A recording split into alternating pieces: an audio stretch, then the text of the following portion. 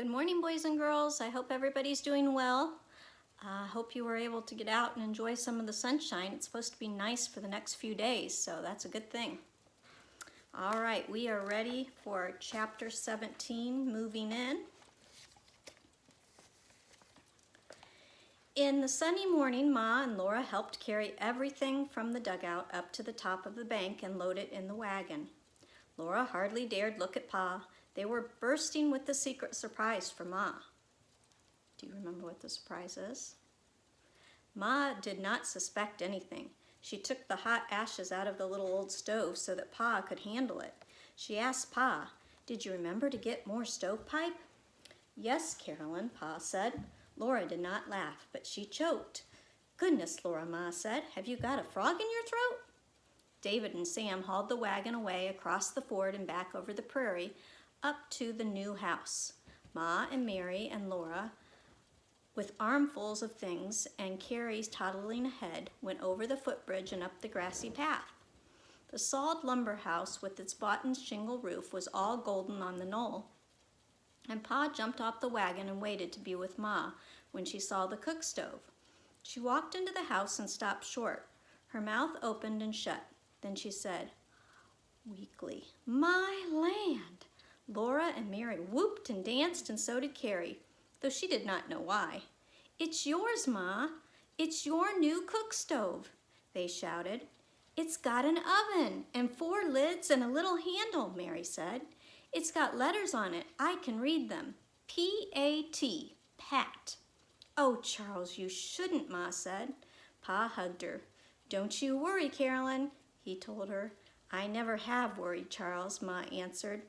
"But building such a house and glass windows and buying a stove, it's too much."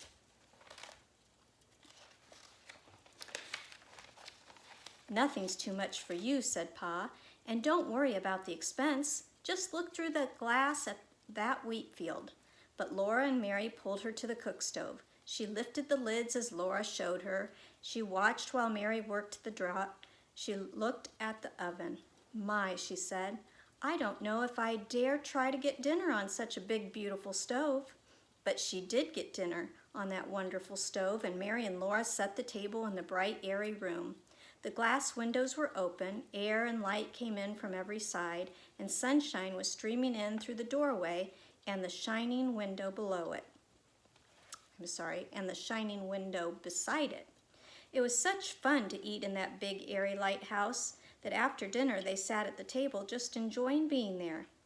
"Now this is something like," Pa said. Then they put up the curtains. Glass windows must have curtains, and Ma had made them of pieces of worn-out sheets, starched crisp and white as snow. She had edged them with narrow strips of pretty calico. The curtains in the big room were edged with pink strips from Carrie's little dress that had been torn when the oxen ran away. The bedroom curtains were edged with strips from Mary's old blue dress. That was the pink calico and the blue calico that Pa brought home from town long ago in the big woods.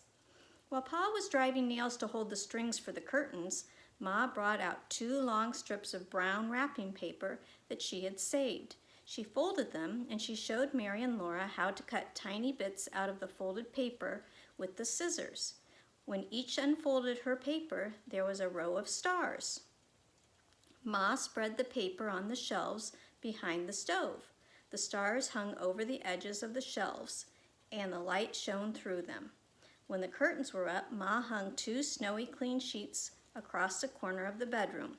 That made a nice place where Pa and Ma could hang their clothes. Up in the attic, Ma put up another sheet that Mary and Laura could hang their clothes behind. The house was beautiful when Ma had finished. The pure white curtains were looped back on each side of the clear glass windows. Between those pink-edged snowy curtains, the sunshine streamed in. The walls were all clean, piney-smelling boards with the skeleton of the house against them and the ladder going up to the attic.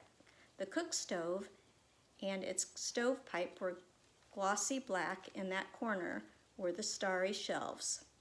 Ma spread the between meals red checked cloth on the table, and on it she set the shining clean lamp. She laid there the paper-covered Bible, the big green wonders of the animal world, and the novel named Milkbank. The 2 pinches stood neatly by the table. The last thing Pa hung the bracket on the wall by the front window, and Ma stood the little china shepherdess on it. That was the wood-brown bracket that Pa had carved the stars and vines and flowers for Ma's Christmas long ago. That was the same smiling little shepherdess with golden hair and blue eyes and pink cheeks, her little china bodice laced with china gold ribbons, and her little china apron and her little china shoes. She had traveled from the big woods all the way to Indian Territory and all the way to Plum Creek in Minnesota, and there she stood smiling. She was not broken, she was not nicked, nor even scratched. She was the same little shepherdess, smiling the same smile. That night, Mary and Laura climbed the ladder and went to bed by themselves in their large, airy, very own attic. They did not have curtains because Ma had no more old sheets, but each had a box to sit on, and each had a box to keep her treasures in. Charlotte and the paper dolls lived in Laura's box, and Mary's quilt blocks and her scrapbook were in Mary's box. Behind the curtain, each had her nail to hang her nightgown and hang her dress on. The single thing wrong with the room was that Jack could not climb up the ladder. Laura went to sleep at once. She had been running in and out of that new house and up and down the ladder all day long, but she could not stay asleep. The new house was so still. She missed the sound of the creek singing to her in her sleep. The stillness kept waking her up. At last it was a sound that opened her eyes. She listened. It was a sound of many, many little feet running about overhead. It seemed to be thousands of little animals scampering on the roof. What could it be? Why, it was raindrops. Laura had not heard rain pattering on the roof for so long that she had forgotten the sound of it. In the dugout, she could not hear rain. There was so much earth and grass above her.